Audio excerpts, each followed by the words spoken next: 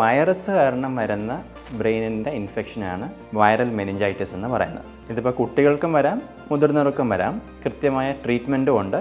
അത് നമ്മൾ ഉടനെ കണ്ടുപിടിക്കണം, ഉടനടി ട്രീറ്റ്മെൻറ്റ് സ്റ്റാർട്ട് ചെയ്യണം. ഇല്ലെങ്കിൽ കോംപ്ലിക്കേഷൻസ് വരാവുന്നതുണ്ട്. മെനിഞ്ചോ എൻസെഫലൈറ്റിസ് എന്നാണ് പൊതുവെ വരുന്നത്. അപ്പം അങ്ങനത്തെ ചില കണ്ടീഷൻസ് റെയർലി വരുമ്പോൾ അതൊരു ഓട്ടോ ഇമ്മ്യൂൺ ഫിനോമിനൻ എന്ന് പറയും. അതായത് നമ്മുടെ ബോഡി തന്നെ നമ്മുടെ ബോഡീനെ അറ്റാക്ക് ചെയ്യുന്ന ഒരു അസുഖം. പ്രിവെൻറ്റ് ചെയ്യാനായിട്ട് നമ്മൾ ഹെൽത്തി ലൈഫ് സ്റ്റൈൽ അഡോപ്റ്റ് ചെയ്യുക എന്നുള്ളതാണ് മെയിനായിട്ടുള്ളൊരു ഓപ്ഷൻ. ഒരു ബാലൻസ് ഡയറ്റ് കഴിക്കുമ്പോൾ നമുക്ക് നോർമലി നമ്മുടെ ഇമ്മ്യൂണിറ്റി ബൂസ്റ്റ് ചെയ്യുന്ന കാര്യങ്ങൾ ചെയ്യുക എന്നുള്ളതാണ്. ആവശ്യത്തിന് ഉറക്കം നമ്മുടെ ഇമ്മ്യൂണിറ്റിന് അത്യാവശ്യമാണ്.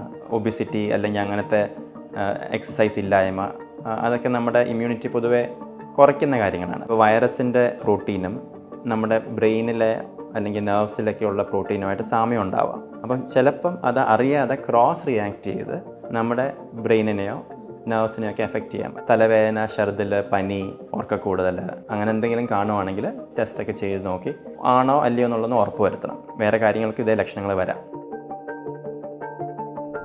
കഴിഞ്ഞ കുറച്ച് ദിവസങ്ങളായി വാർത്തകളിൽ ഇടം പിടിച്ചിരിക്കുന്ന ഒരു രോഗാവസ്ഥയാണ് വൈറൽ മെനിഞ്ചൈറ്റിസ്. ഇത് കുട്ടികളെയാണ് കൂടുതലും ബാധിക്കുന്നത്. പ്രത്യേകിച്ച് പരീക്ഷാ കാലമാണ്, ഒപ്പം തന്നെ സ്കൂളൊക്കെ അടയ്ക്കാറായി. ആ സമയത്താണ് ഈ കുട്ടികളെ ഈ ഒരു അസുഖം ബാധിക്കുന്നത് വാർത്തകളിൽ നമ്മൾ കേട്ടു തുടങ്ങിയത്. നമുക്ക് ഈ ഒരു വിഷയത്തെക്കുറിച്ച് കൂടുതൽ അറിയണം. അതിനുവേണ്ടി രാജഗിരി ഹോസ്പിറ്റലിലെ പീഡിയാട്രിക് ന്യൂറോളജി വിഭാഗം ഡോക്ടർ ദർശൻ ജയറാമാണ് നമുക്കൊപ്പം ഇന്ന് ചേരുന്നത്. ഡോക്ടർ നമസ്കാരം. നമസ്കാരം. സത്യത്തിൽ ഈ വൈറൽ മെനിഞ്ചൈറ്റിസ് അതെന്താണ്? സോ മെനിഞ്ചൈറ്റിസ് എന്ന് പറഞ്ഞാൽ നമുക്ക് എല്ലാവർക്കും അത്യാവശ്യം അറിയാവുന്ന ആൾക്കാരാണ്. അപ്പോൾ നമ്മുടെ ബ്രെയിനിന് വരുന്ന ഒരു ഇൻഫെക്ഷനാണ് മെനിഞ്ചൈറ്റിസ്. അപ്പോൾ അത് പല തരത്തിൽ വരാം. അപ്പം ബാക്ടീരിയ കാരണം വരാം, വൈറസുകൾ കാരണം വരാം, ഫംഗൽ വരാം, റെയർലി പാരസൈറ്റ്സ്, വേം ഇൻഫെക്ഷൻ കാരണമൊക്കെ വരാം.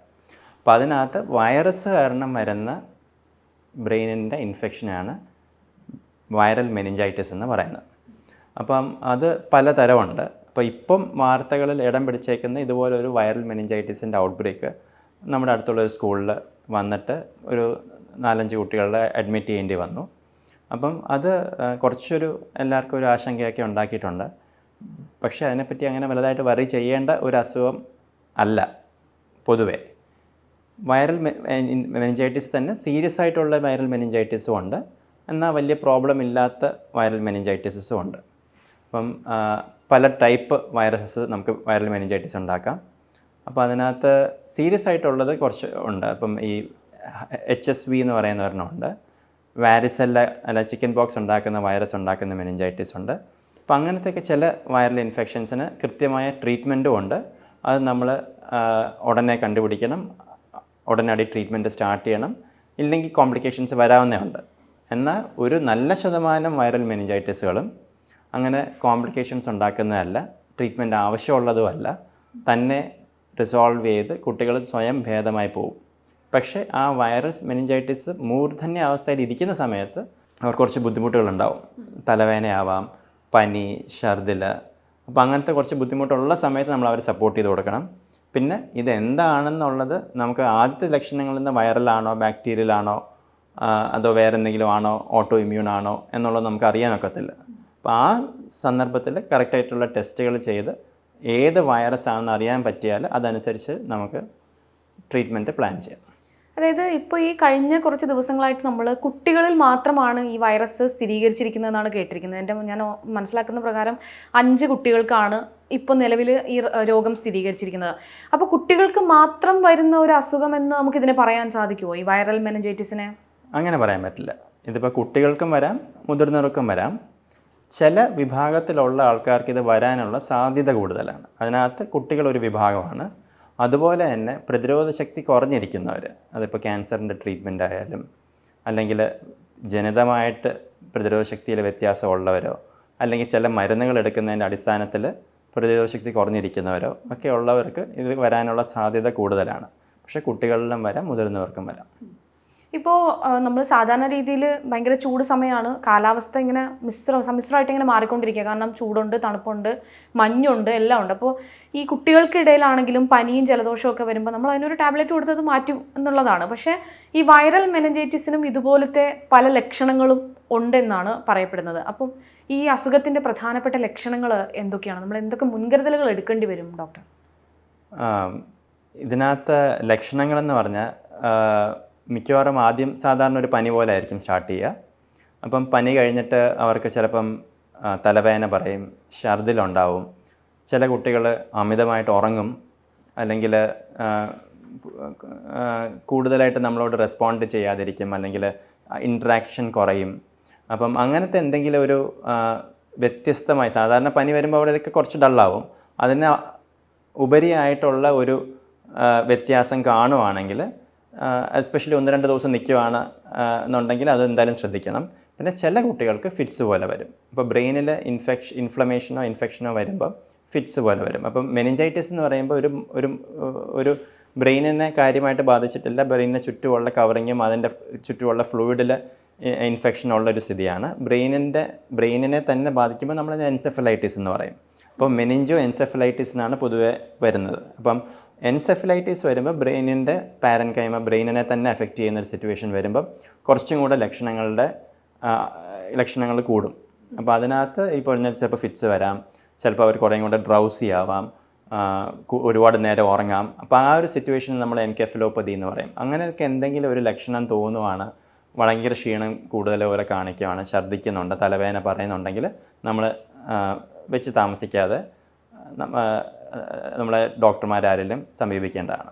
സാധാരണ രീതിയിൽ ഈ ചൂട് സമയത്ത് അസുഖം കൂടുതൽ വ്യാപിക്കാനുള്ള സാധ്യത കൂടുതലാണെന്ന് കേട്ടിട്ടുണ്ട്. പല അസുഖങ്ങളും ഇപ്പം ഞാൻ നേരത്തെ പറഞ്ഞ പോലെ ഭയങ്കര ചൂട് സമയമാണ്, ചിലപ്പം മഴയായിരിക്കും, ചിലപ്പം മഞ്ഞായിരിക്കും.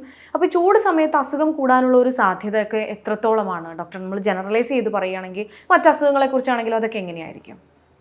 സോ ഈ മെനിഞ്ചൈറ്റിസിൻ്റെ നമ്മൾ പഠനങ്ങൾ എടുക്കുവാണെങ്കിൽ പല 1-2 പീക്കുണ്ട്. പുറം രാജ്യങ്ങളിലാണെങ്കിൽ ഓട്ടമിൽ നല്ലൊരു പീക്കുണ്ട്. അതായത് സമ്മറിൽ നിന്ന് വിൻ്ററിലോട്ട് പോകുന്ന സമയത്ത്, ക്ലൈമറ്റ് മാറി വരുന്ന സമയത്ത് കുറച്ചും കൂടെ ഇൻസിഡൻസ് കൂടുതൽ. അതുപോലെ നമ്മളിപ്പോൾ ആഫ്രിക്കൻ പോലത്തെ കൺട്രീസിൽ എടുക്കുവാണെങ്കിൽ ബാക്ടീരിയൽ മെനിഞ്ചൈറ്റിസിന് ഈ ചൂട് കാലത്ത് ഇൻസിഡൻസ് കൂടും. അപ്പോൾ അതിൽ പറയുന്ന പല കാരണങ്ങളെന്ന് പറഞ്ഞാൽ വളരെ ടെമ്പറേച്ചർ കൂടുമ്പം ജനറലി നമുക്ക് മോയ്സ്ചർ കുറയും, ഡ്രൈ ആവും. അപ്പോൾ അന്നേരം ഈ ബാക്ടീരിയൽ ഗ്രോത്തിന് കുറച്ചും കൂടെ സഹായകരമാവുന്ന സിറ്റുവേഷൻസ് ഉണ്ടാവാം. പിന്നെ പലർക്കും അത് കാരണമുള്ള റെസ്പിറേറ്ററി, ഇപ്പം പോളനും ബാക്കി അലർജി കാര്യങ്ങളൊക്കെ കൂടും. അപ്പോൾ ഒരുപാട് തുമ്മലും ഇതൊക്കെ വരുമ്പം ഈ നമ്മുടെ നോർമൽ ഡിഫെൻസ് മെക്കാനിസംസ് ഒക്കെ ഒന്ന് കുറച്ച് ഡൗൺ ആവും. അപ്പം ഈ വൈറസുകൾക്കും ബാക്ടീരിയകൾക്കും നമ്മുടെ ഒരു നോർമൽ ഡിഫെൻസ് മെക്കാനിസം മറികടന്ന് ശരീരത്തേക്ക് പ്രവേശിക്കാനുള്ളൊരു സാഹചര്യം ഉണ്ടാവാം. അപ്പോൾ ഇതൊക്കെയാണ് അവർ യൂഷ്വലി പറയുന്ന കാര്യങ്ങൾ. പിന്നെ ഒരുപാട് നമ്മുടെ ക്ലൈമറ്റ് ചേഞ്ചൊക്കെ വരുമ്പോൾ ആൾക്കാർ ഇപ്പോൾ കുറേ നമ്മുടെ ഇവിടെ അത്ര എഫക്റ്റ് ചെയ്യുന്നുണ്ടോ എന്നറിയില്ല, പക്ഷേ അറ്റ്ലീസ്റ്റ് ആഫ്രിക്കൻ കൺട്രീസിലൊക്കെ ഡ്രൗട്ടും മറ്റു കാര്യങ്ങളൊക്കെ വരുമ്പോൾ അവർ റീലൊക്കേറ്റ് ചെയ്ത് എല്ലാവരും കുറേയും കൂടെ ക്ലസ്റ്റർ ചെയ്ത് ഒരു ഏരിയയിലോട്ട് മാറുമ്പം ഇങ്ങനത്തേക്ക് ഇൻഫെക്ഷൻസ് പടരാനുള്ള സാധ്യതയും കൂടും. ഇപ്പം ഈ ഒരു കാലഘട്ടത്തിൽ ഇത് പ്രത്യേകിച്ച് സ്കൂളൊന്നും അടച്ചിട്ടില്ല, അതുകൊണ്ട് തന്നെ ഇത് കുട്ടികളിൽ ഇനിയും വ്യാപിക്കാനുള്ള ഒരു സാധ്യതയൊക്കെ എത്രത്തോളം ആയിരിക്കും ഡോക്ടർ? ഇപ്പം ഈ വൈറസുകൾ പകരാവുന്നത് ഏറ്റവും കോമൺ ആയിട്ട് നമ്മൾ ഈ കോവിഡ് വരുന്ന പോലെ റെസ്പിറേറ്ററി വഴിയായിരിക്കും, അതായത് ഡ്രോപ്ലെറ്റ്സ് വഴി. അപ്പം അല്ലാതെ ഫുഡ് വഴിയും നമ്മൾ കഴിക്കുന്ന ഭക്ഷണങ്ങളിലെ വൈറൽ കണ്ടാമിനേഷൻ കാരണം സ്പ്രെഡ് ചെയ്യാം. പക്ഷേ അതൊക്കെ ഒരു അങ്ങനെ അൺകൺട്രോൾഡ് ആയിട്ട് പോകുന്ന പോലെ നമുക്ക് തോന്നുന്നില്ല. നിലവിൽ എനിക്ക് തോന്നുന്നു അങ്ങനെ ഒരു ഈ കോവിഡ് പോലെ പടർന്നു പിടിച്ചു പോകുന്ന ആ ഒരു സാഹചര്യം ഇല്ല. ഓക്കെ, നമുക്കിതിനെ ഏതൊക്കെ രീതിയിൽ പ്രതിരോധിക്കാൻ സാധിക്കും ഡോക്ടർ, നമ്മൾ ഈ ഒരു വൈറൽ മെനിഞ്ചൈറ്റിസ് എന്ന് പറയുന്ന ഒരു അസുഖത്തെ? കാരണം കുട്ടികൾക്കാണ് ഇത് ബാധിക്കുന്നത്, നമ്മൾ നേരത്തെ പറഞ്ഞല്ലോ. അപ്പം പ്രത്യേകിച്ച് ഇനി അവധി കാലമൊക്കെയാണ് വരാൻ പോകുന്നതും. അപ്പോൾ അത് നമ്മൾ എങ്ങനെ അതിനെ പ്രതിരോധിക്കാൻ സാധിക്കും? പൊതുവേ നമ്മളിപ്പം കൂടുതൽ കാണുന്നത് വൈറൽ മെനിഞ്ചൈറ്റിസിൻ്റെ ഒരു കാരണം നമ്മൾ ബാക്ടീരിയൽ മെനിഞ്ചൈറ്റിസിനെതിരെ വാക്സിൻസ് ഉണ്ട്. അപ്പോൾ ഇപ്പോൾ കുറേ നമ്മൾ ന്യൂമോകോക്കൽ വാക്സിൻ ആയാലും മെനിഞ്ചോകോക്കൽ വാക്സിൻ ആയാലും ഒക്കെ അതിലാണ് നമ്മുടെ ഫോക്കസ് ആദ്യം ഉണ്ടായിരുന്നത്. അതിൻ്റെ അസുഖങ്ങൾ കാരണം വരുന്നത് കുറച്ചും കൂടെ സീരിയസ് ആയിട്ടുള്ള അസുഖങ്ങൾ. അപ്പോൾ അതിനുള്ള വാക്സിനേഷൻ നമ്മുടെ വാക്സിൻ സിസ്റ്റത്തിലുണ്ട്. അപ്പോൾ അത് കാരണം ഇപ്പോൾ അതിൻ്റെയൊക്കെ ഇൻസിഡൻസ് കുറഞ്ഞിട്ടുണ്ട്. വൈറൽ മെനിഞ്ചൈറ്റിസ് അത്ര സീരിയസ് അല്ലാത്തത് കൊണ്ട് തന്നെ അതിനുള്ള അങ്ങനെ ഒരുപാട് വാക്സിനേഷൻസ് ഒന്നും നിലവിൽ ഇല്ല.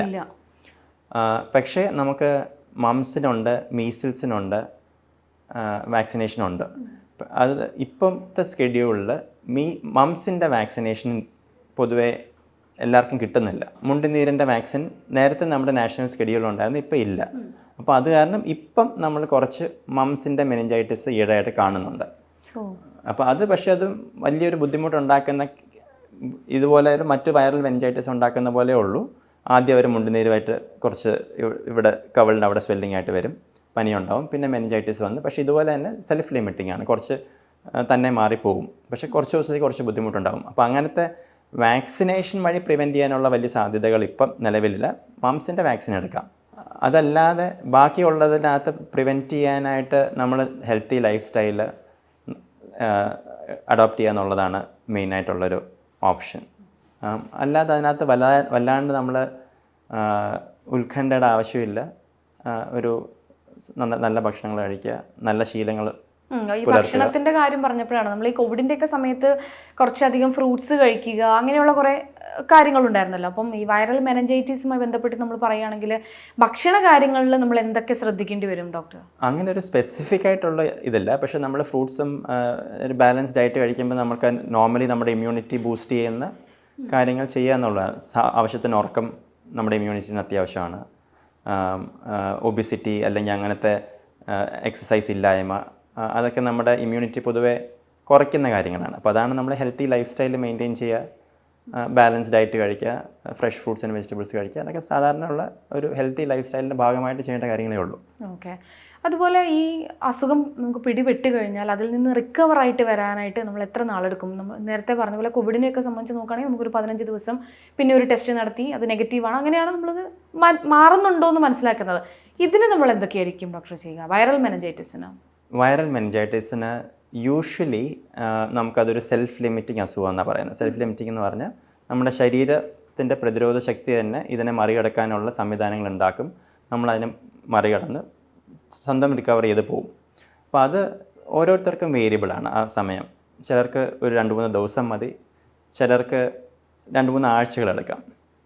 വളരെ ചെറിയ ശതമാനം ആൾക്കാർക്ക് ആദ്യം ഒരു വൈറൽ മെനിഞ്ചൈറ്റിസ് വന്നിട്ട് അതിൻ്റെ ഒരു സെക്കൻഡറി കോംപ്ലിക്കേഷൻ പോലെ ഒരു ഇമ്മ്യൂൺ മീഡിയേറ്റഡ് അസുഖങ്ങൾ വരാം.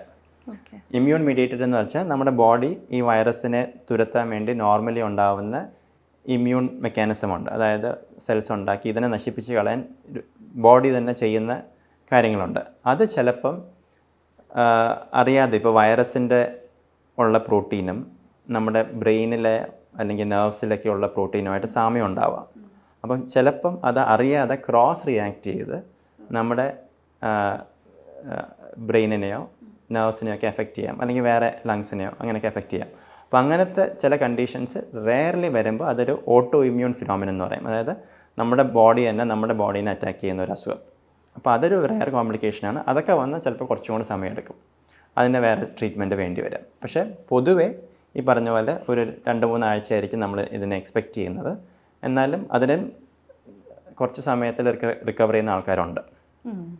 അതായത് ഈ ഒരു അസുഖത്തെക്കുറിച്ച് നമുക്ക് നമ്മുടെ ജനങ്ങളോട് എന്താണ് പറയാനുള്ളത്? കാരണം ഇത് അധികം പടർന്ന് പിടിച്ചിട്ടില്ല. അപ്പോൾ അതുകൊണ്ട് ഇതൊരു ആശങ്കപ്പെടേണ്ട ഒരു സാഹചര്യം നിലനിൽക്കുന്നുണ്ടോ ഡോക്ടർ? ആശങ്കപ്പെടേണ്ട സാഹചര്യം ഇല്ല എന്നുള്ളതാണ് നമുക്ക് മെയിനായിട്ട് പറയാനുള്ളൊരു മെസ്സേജ്.